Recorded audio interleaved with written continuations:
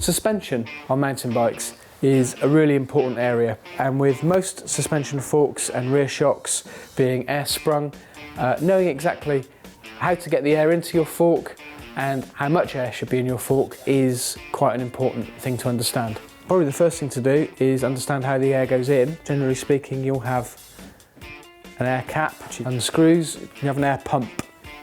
Usually with a dial, you need to know exactly how much air is going in, so obviously we have a dial here marked with PSI and bar. And the idea is you screw that down onto the valve. That will then show you how much air there is in this fork, which isn't a great deal. You can then start to put some air into your fork. Okay, now it varies depending on how heavy you are, the type of riding that you're doing, and whether or not it's a fork or a rear shock. Let's just take that off for a moment.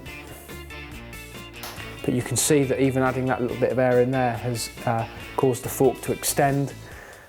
It's important that you have the fork with enough air in it that you're not losing travel because the fork is not opening out correctly. Traditionally, we have recommended people set forks up using sag, a sag measurement, which is technically putting the O-ring to the bottom of the stanchion, having the rider sit on the bike gently using their body weight, distributed as they would be if they were riding, then to get off the bike, and that will of course the fork to drop down through its travel a tiny bit, and you'd end up with something like that.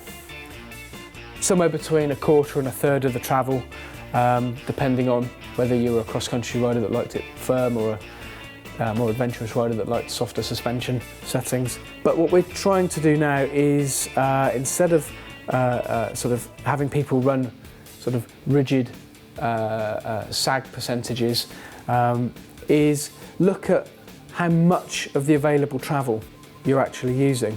There seems no point in telling somebody to say use a quarter of your total travel as sag and then only ever using 2/3 of the travel. What we're trying to do is to get people to use the travel that they've got. There's no point in having it and not using it on a given ride. So it's a good idea to take the shock pump out with you. Don't be in a hurry to rigidly follow the pressure settings advised by the manufacturers. Obviously it's a good guide, but be looking at how much travel you're using. If you're bottoming out your fork or your rear shock every ride over and over again, you know you're not running enough air, so add some more. But if you're consistently returning home with your O-ring only halfway up the stanchion, then you realise that you could probably do with a little bit less air in there to maximise the amount of travel available to you. Again, it's down to how much feel you want out of it.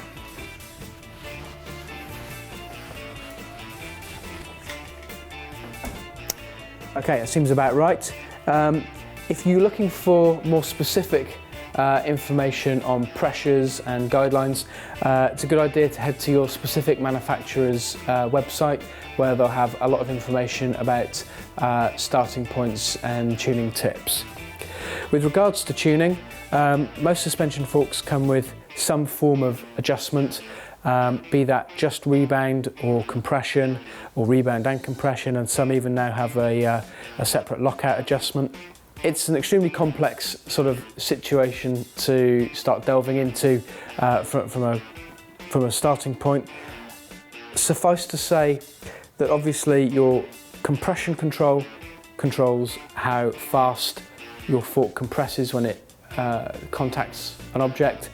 The rebound controls how fast your fork re-extends back to its static length after that object has been hit.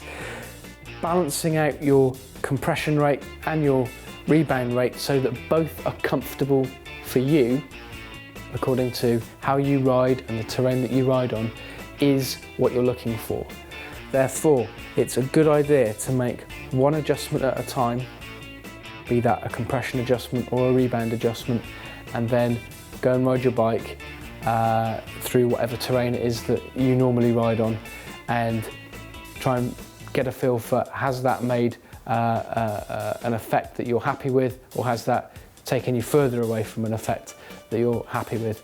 And you need to then make single adjustments one at a time until you get closer and closer to what you consider to be the perfect ride. Make one adjustment at a time, because if you start adjusting something on the compression and on the rebound, it's very quick and easy to lose track of where you are with any one separate adjustment. Certainly, if you get into a real pickle, it's a good idea to go possibly to your local bike shop if you're not completely au fait with exactly what's going on. You should have somebody there who's good at setting up suspension and will be able to give you some good guidelines. But as I say, one adjustment at a time, and ride each adjustment before you make another one is a good place to be.